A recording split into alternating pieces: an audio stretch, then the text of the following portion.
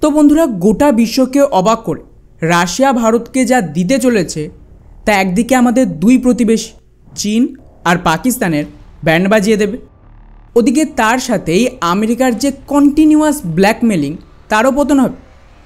কেননা গত কিছু মাসে আপনারা দেখেছেন কিভাবে আমেরিকা ভারতকে মারাত্মক চাপ দেওয়ার চেষ্টা করছে তাদের F-35 বিক্রির জন্য, যার দরুন ভারতের ওপর টেরিফের হুমকি দেয়, আমাদের যুদ্ধবিমানের ইঞ্জিন আটকে দেয়, আমাদের অ্যাটাক হেলিকপ্টারের ডেলিভারিও দিচ্ছেন।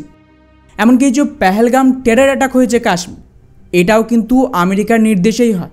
স্পেশালি এর জন্য লকহেড মার্টিনের মাধ্যমে $400 মিলিয়ন একটা ফান্ড করা হয়। আর এটাকে কাউন্টার করতেই পাল্টা রাশিয়ার তরফ থেকে ভারতকে বড় অফার দিয়েছে, যেখানে ওদের সবচেয়ে আধুনিক টেকনোলজি পঞ্চম প্রজন্মের বিমানের যে সোর্স কোড সেটা ভারতকে দিতে রাজি আছে। ব্যাস, এই অফার পুরো খেলাই ঘুরিয়ে দেবে। কেননা এই সোর্স কোড কোনো নর্মাল জিনিস নয়। কোনো দেশ অন্য দেশকে এর অ্যাক্সেস দিতে সহজে রাজি হয় না। এটা দেওয়ার মানেই হলো আপনি নিজেদের পুরো যুদ্ধবিমানের টেকনোলজির ব্লু প্রিন্ট ওই দেশকে ধরিয়ে দিচ্ছে। ভারত যে দেশীয়ভাবে রাশিয়ার Su-30MK তৈরি করছে, এতে ইসরায়েলি মিসাইল, দেশীয় মিসাইল লাগাচ্ছে, নিজের মতন করে মডিফিকেশান করছে, তাতেও রাশিয়া কিন্তু এই বিমানের যে সোর্স কোড সেটা দেয়নি। ওরা কেবলমাত্র বিমানের 2 পার্টি কোড দিয়েছে, যার মদতে বেসিক পরিবর্তন করতে পারবে ভারত, কিন্তু পুরো টেকনোলজির অ্যাক্সেস এখনও ভারতের কাছে নেই। আর আশ্চর্যজনকভাবে রাশিয়া যেখানে Sukhoi-30 সোর্স কোড দিতে রাজি হয়, তার জায়গায় ওদের বেস্ট যুদ্ধবিমান আর ফিউচার হাতিয়ার Su-57, যা গোটা বিশ্বে মাত্র দুটো দেশ প্রপারলি বানাতে পেরেছে, রাশিয়া আর আমেরিকা, সেই পঞ্চম প্রজন্মের যুদ্ধবিমানের সোর্স কোড অফার করেছে। এর ফলে কী হবে? তো এর জন্য আপনাদের আগে জানতে হবে যে এই সোর্স কোড আসলে কী। তো বেসিক্যালি এটা যুদ্ধবিমানের পুরো সফটওয়্যার বা সিস্টেমের মূল প্রোগ্রামিং বা কোড বলতে পারে, যাকে কাজে লাগিয়ে এই পুরো যুদ্ধবিমানকে কন্ট্রোল করা হয়।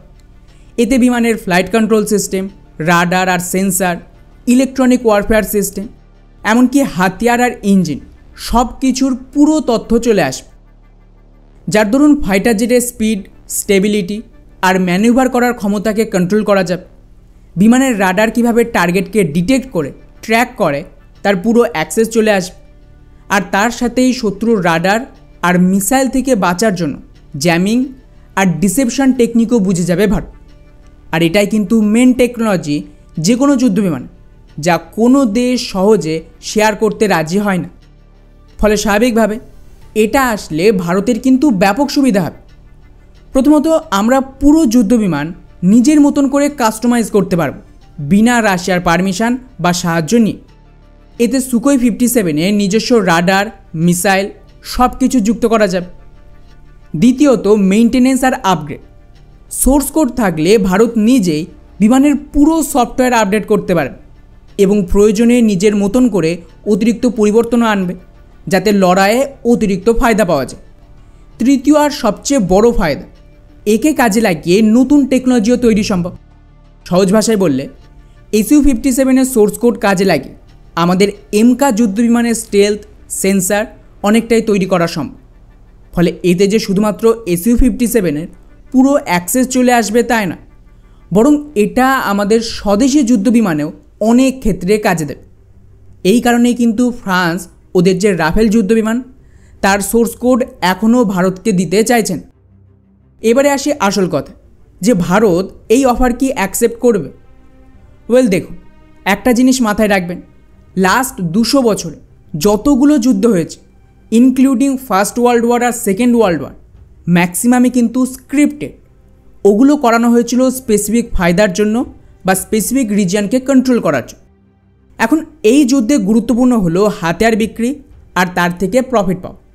ভারত এটা জানে পাকিস্তানের সাথে এই যে রিসেন্ট কনফ্লিক্ট আমাদের হলো, এটাও করানো হয়েছে কেবলমাত্র F-35 বিক্রির জন্য, আর অন্যান্য কিছু ফায়দা রয়েছে। কিন্তু ভারতের ক্ষেত্রে আমরা এমন একটা সময় রয়েছে যখন গ্লোবাল অর্ডার পাল্টে নতুন অর্ডার তৈরি হচ্ছে এবং এখন ক্ষমতা হস্তান্তর হচ্ছে পশ্চিমা দেশ থেকে এশিয়ার দিকে।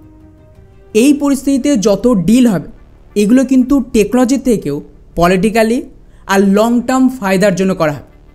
একটু সহজ ভাষায় বললে মনে করুন যে মাল্টিপোলার বিশ্বে ভারতের যে পুরো কন্ট্রোল আসবে সেটা সম্ভবত সৌদি থেকে এদিকে লাওস আর কম্বোডিয়া পর্যন্ত, এই পুরো রিজন।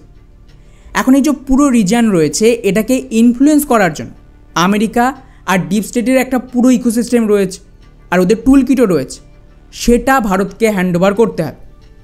এখন এর জন্য ডেফিনেটলি যারা এর পেছনে বড় শক্তি রয়েছে, অর্থাৎ আমি ডিপ স্টেটের কথা বলছি, ওরা তো তখনই এগুলো ছাড়বে যখন এর জন্য কিছু ফায়দা হবে, মেইনলি ফাইন্যান্সিয়াল প্রফিট হবে। কারণ এগুলিকে তৈরি করার জন্য ওরা বছরের পর বছর বিলিয়নস অফ ডলার খরচ করেছে। তো এই যে আগামী 3 থেকে 4 বছর রয়েছে, এই সময় ভারত ডিল করবে বেসিক্যালি ওই সমস্ত ইনফ্লুয়েন্স ফেরত নেওয়ার জন্য। যেমন ধরুন সবচেয়ে বেস্ট উদাহরণ পিওকে ফেরত নিতে হবে, কিন্তু পিওকে আমাদের মনে হয় পাকিস্তানের আর্মি দখল করে রেখেছে, অথচ এর পেছনে আমেরিকার ডিপ স্টেটের ব্যাকিং আছে।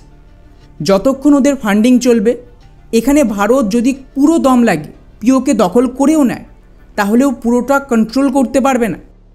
তো যদি এই পুরো পিওকে ফেরত নিতে হয় শান্তিপূর্ণভাবে, তার জন্য ওরা ডিল করবে।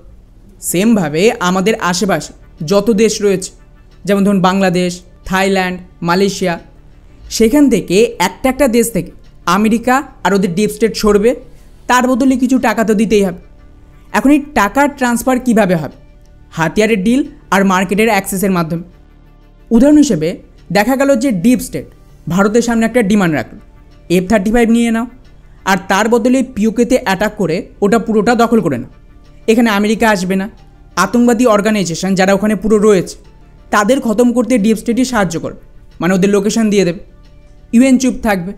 এবং আমাদের দেশের ভেতর ওদের যে একটা টোটাল ইকোসিস্টেম রয়েছে, মানে এই লেফট উইং, অপোজিশন, নতুন করে তো এখন কৃষক নেতা তৈরি হয়েছে, খালিস্তানি ইস্যু, এগুলোও দেখবেন গায়েব হয়ে গেছে।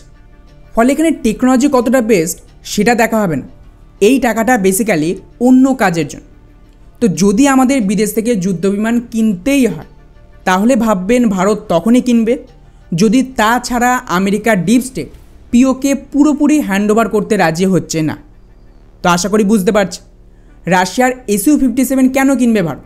এর ফলে ডিপ স্টেটের সাথে চুক্তি হবে, তার বদলে আমরা সেই টাকাটা এমকাতে ইনভেস্ট করব, এতে তো আমাদের বেশি ফায়দা হবে। তো যা কিছু হবে সবটাই পলিটিক্যাল কারণ, নাকি টেকনোলজি কার কতটা ভালো, কোনটা বেস্ট সেটা দেখে হবে। আশা করি বোঝাতে পেরেছি।